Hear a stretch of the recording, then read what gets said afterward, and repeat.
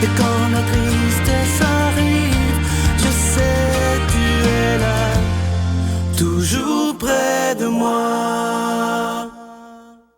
Bon mercredi, bienvenue dans votre émission La Victoire de l'amour. Aujourd'hui, comme on le fait tous les mercredis, pour cette année, c'est 20 ans d'amour. Et aujourd'hui, on est en 2003. C'est en France où j'avais eu le privilège de rencontrer un prêtre extraordinaire, l'abbé Denis Ledogard. Et lui, son travail, c'est d'être auprès des mourants. Et vous allez voir, c'est un prêtre d'une tendresse incroyable. Il nous avait beaucoup marqué. Toute l'équipe de la Victoire de l'amour avait été très impressionnée par ce prêtre tout simple. Mais vous allez voir dans son regard, dans son attitude, on sent la présence de Jésus. On l'écoute ensemble, l'abbé Denis Ledogard.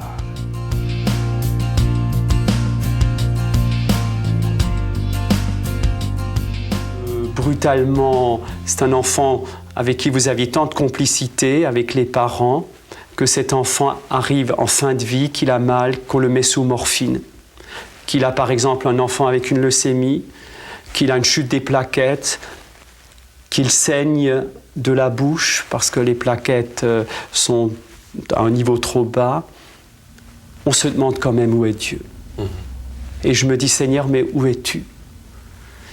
Ça me fait quelquefois vaciller dans ma foi.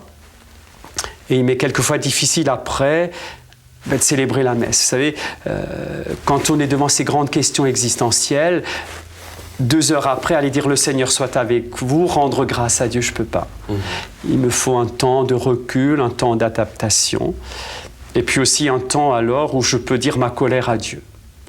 Je crois que ce qui me permet aussi de continuer le chemin, j'ai gardé un peu un cœur d'enfant, parce que pour moi, Dieu, Jésus, c'est pas un extraterrestre.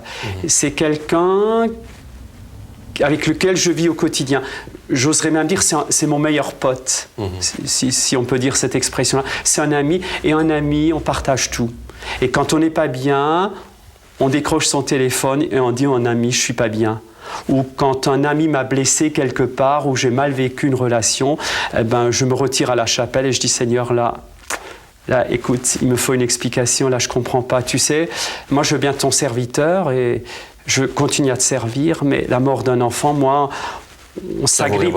Ah oui, on s'agrippe à ma blouse blanche et je dis, moi, j'y peux rien, hein, mais c'est à moi qu'on en veut parce que quelque part, j'incarne aussi ta présence dans cet hôpital, mais c'est pas toujours évident. Mais alors, quand on a vidé son cœur, quand on a dit ses coups de cœur et ses coups de gueule avec son meilleur ami, ça s'apaise, hein, la tempête apaisée, ça va un peu mieux, et puis sereinement, on reprend un peu le chemin. Mais je crois qu'il faut garder cette simplicité relationnelle. Je crois que ça, c'est un point. Je ne suis pas un homme de prière dans le sens où vous n'allez pas m'enfermer 2 heures d'affilée dans une chapelle, je pète un plomb. J'ai vraiment pas ce charisme-là, mais j'essaie de faire de chaque rencontre une rencontre de l'ordre du sacré. C'est-à-dire que lorsque je suis avec un malade, j'ai une chance inouïe. Quand je touche le malade, je touche Dieu du doigt. Alors, je sais bien, dans l'Église, on redécouvre l'exposition du Saint-Sacrement, mais vous vous rendez compte qu'un aumônier d'hôpital, il touche Dieu du doigt tous les jours. Car la main de Dieu qui rejoint la souffrance dans un hôpital, elle s'incarne aussi dans la main de l'aumônier, dans la main des soignants, dans tous ceux qui osent toucher ses douleurs et ses souffrances. Notre Père qui es aux cieux, que ton nom soit sanctifié, que ton règne vienne, que ta volonté soit faite sur la terre comme au ciel. Donne-nous aujourd'hui notre pain de ce jour. Pardonne-nous nos offenses comme nous pardonnons à ceux qui nous ont offensés. Ne nous laisse pas entrer en tentation, mais délivre-nous du mal, car c'est à toi qu'appartient le règne, la puissance et la gloire pour les siècles des siècles. Amen. C'est la dernière semaine que je vous parle de ce beau bracelet de la paix, une exclusivité de la Victoire de l'amour. Je vous rappelle que, évidemment, vous le savez, avec tout ce qu'on vit dans notre société, il est de plus en plus important de parler de paix, d'amour, de partage. Et en portant ce bracelet, on est en train de dire au monde entier que nous ne sommes pas nés pour la haine, nous ne sommes pas nés pour la violence, mais que nous sommes nés pour l'amour, le partage et la paix. C'est pour ça qu'on l'a appelé le bracelet de la paix. Il est en cristal, orné de belles petites croix plaqué argent et au bout, un crucifix plaqué argent qui montre notre attachement à Jésus de Nazareth. Je vous rappelle que c'est avec un don de 25 $ et si vous en voulez deux, un don de 40 $ et le bracelet, il est déjà béni. Voici l'adresse. La Victoire de l'Amour, casier postal 120, succursale Boucherville à Boucherville, le J4B 6, je vous la redonne. La Victoire de l'Amour, casier postal 120, succursale Boucherville à Boucherville, le J4B 6. Également par téléphone, par carte de crédit, du lundi au vendredi de 8h30 à 16h30 dans le 514-523-4433, 523-4433 ou sans frais, le 1-888-811-9291, 1-888-811-9291 et aussi sur notre site Internet, le www.lavictoiredelamour.org. Alors, je vous invite évidemment à le commander. Il se donne bien en cadeau et je vous rappelle qu'il est en cristal orné de belles petites croix plaquées argent, le bracelet de la paix. Moi, je vous remercie de tout cœur de votre grande générosité. Merci également de votre prière. C'est tellement important parce que sans la prière, on ne serait pas là, évidemment. Et là, ça fait 20 ans que ça existe. Merci de tout cœur.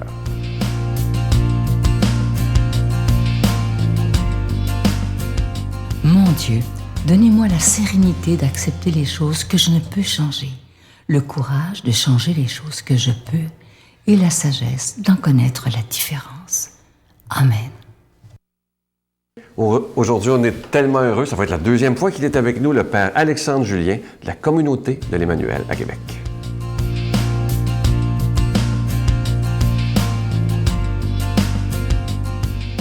Bonjour. Alors aujourd'hui, nous allons méditer cet évangile tiré de Saint Luc. Comme la foule s'amassait, Jésus se mit à dire « Cette génération est une génération mauvaise. Elle demande un signe, mais en fait de signe, il ne lui sera donné que celui de Jonas. Car Jonas a été un signe pour les habitants de Ninive. Il en sera de même avec le Fils de l'homme pour cette génération. Lors du jugement, la reine de Saba se dressera en même temps que les hommes de cette génération et les condamnera. En effet, elle est venue de l'extrémité du monde pour écouter la sagesse de Salomon. Et il y a ici bien plus que Salomon. Lors du jugement, les habitants de Ninive se lèveront en même temps que cette génération et ils la condamneront. En effet, ils se sont convertis en réponse à la proclamation faite par Jonas. Et il y a ici bien plus que Jonas. Acclamons la parole de Dieu. Alors, en ce mercredi de Carême, encore une fois, nous continuons de regarder et d'écouter Jésus. Et le Carême, c'est une période de purification où donc on se laisse travailler par la parole, qui est parfois un petit peu tranchante, comme aujourd'hui. C'est une parole où Jésus parle de cette génération mauvaise. Mais il ne faut pas paniquer en même temps, parce qu'à chaque fois que Dieu s'adresse à son peuple, il faut se rappeler toujours, ça procède toujours d'un amour du Seigneur et d'un amour jaloux qui, encore une fois, parfois c'est pour consoler, mais parfois c'est une parole qui veut réveiller. Et aujourd'hui, c'est un peu ça, c'est une parole qui veut réveiller. Réveiller son peuple et ces gens à qui Jésus s'adresse et leur dire « Attention, vous n'êtes pas sur le bon chemin, là. » Et il leur donne un exemple, cette histoire donc de Jonas qui a été appelé en tant que prophète à réveiller un peuple. C'était le peuple de Ninive qui, soit dit en passant, n'était même pas un peuple du judaïsme, donc c'était plutôt une ville païenne, une grande ville qui prenait même 3 jours à traverser, nous dit le texte, mais dont la malice était montée jusqu'à Dieu. Et Dieu, dans sa miséricorde, qu'est-ce qu'il fait?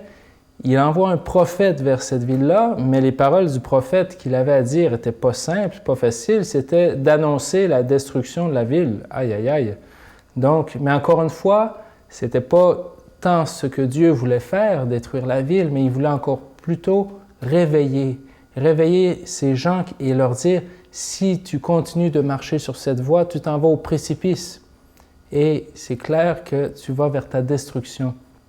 Donc, Jonas est allé proclamer et Ninive, cette ville, a eu le regret. En fait, s'est aperçu et a constaté dans sa conscience, les gens ont vu, c'est vrai, ce que je fais, c'est pas juste, c'est pas beau, c'est pas bon. Il faut que je me reprenne, que je revienne vers la lumière. Et c'est ça que Jésus vient louer dans les gens de Ninive. Il vient leur donner, les citer en exemple, et c'est ce qu'il aimerait donc trouver chez ses auditeurs ses auditeurs pharisiens et scribes aussi. Parce que dans la ville de Ninive, ce qui est beau, c'est que tous, des plus petits aux plus grands, se reprennent, et même le roi de la ville, qui s'assoit sur la poussière, qui met un sac sur sa tête. Donc même le chef reconnaît que c'est pas juste les petits qui ont péché, mais moi aussi, même si je suis chef, je me suis égaré, je veux me reprendre. Et ici, eh bien, Jésus s'adresse aussi donc même aux notables. Hey, on a tous à se reprendre, on a tous à revenir au Seigneur, on a tous à se laisser réveiller par la parole du Seigneur. Et au fond, Dieu, on sait que l'une de ses plaintes par rapport à son peuple, c'est de dire, comme ce peuple a la nuque raide, ça ne plie pas facilement et a du mal à reconnaître que parfois il s'égare. Donc, je nous invite ensemble à demander l'Esprit Saint. L'Esprit Saint, c'est celui, dans Saint Jean nous est présenté, c'est le consolateur, c'est l'Esprit de vérité, mais c'est aussi celui qui, de façon étrange, nous dit l'Évangile, qui nous convainc de notre péché. Pourquoi il nous en convainc? Eh bien, il nous en convainc pour nous en libérer, parce qu'il veut que ce fardeau soit enlevé de mes épaules. Mais pour ça, il faut que je le connaisse, il faut que je le reconnaisse, que je le confesse, et puis que je prenne l'autre voie, que je marche à la suite de Jésus, que je marche dans son amour.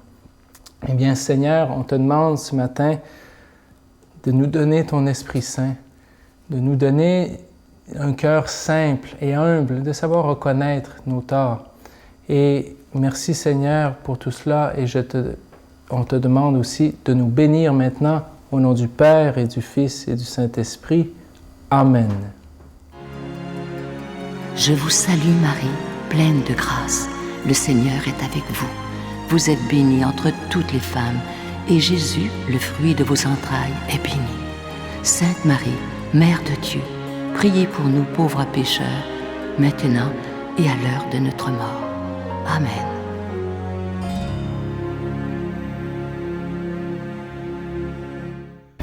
Venez célébrer avec nous le 20e anniversaire de la Victoire de l'amour en compagnie de Monseigneur Christian Lépine, archevêque de Montréal, l'abbé Robert Lemire, l'abbé Robert Jolicoeur, Dolly Dimitro, Jean-Marc Chaput, Sœur Angèle et Sylvain Charon. Et en chanson, Miguel Padilla, Alexandre Belair, William Coallier, Robert Lebel, Giorgia Fomenti, David Thibault. Et un mini-spectacle de l'unique Michel Louvain, le samedi 16 mai 2015 à 13h à l'Arena Maurice Richard de Montréal, métro Vio. Coût du billet 25 $, taxes incluses. Réservez rapidement au 514-523-4433 ou sans frais au 1-888-811-9291. Un grand rassemblement d'amour et de foi inoubliable. Je vais vous souhaiter une belle journée, vous redire aussi à quel point je me sens privilégié d'avoir ce bonheur de vous rencontrer tous les matins depuis maintenant 20 ans, parce que maintenant, ça fait vraiment 20 ans que la Victoire de l'amour existe. Alors, merci de votre confiance et moi, je suis rempli de gratitude. À demain. Fait que je me rappelle, c'était 2-3 heures le matin, là, j'étais dans les rues de Fort-de-France, puis je me suis mis à genoux. Ah, c'est beau quand vous racontez ça. J'ai imploré Dieu, là, puis je lui ai demandé de me prendre, que je n'étais plus capable. Là. Puis j'ai fumé cette taffe de crack, là, puis je me suis réveillée à l'hôpital, j'avais fait une overdose. Puis là, j'ai été prise en charge par mon père, puis c'est mis comme une espèce de mission de me sauver. Puis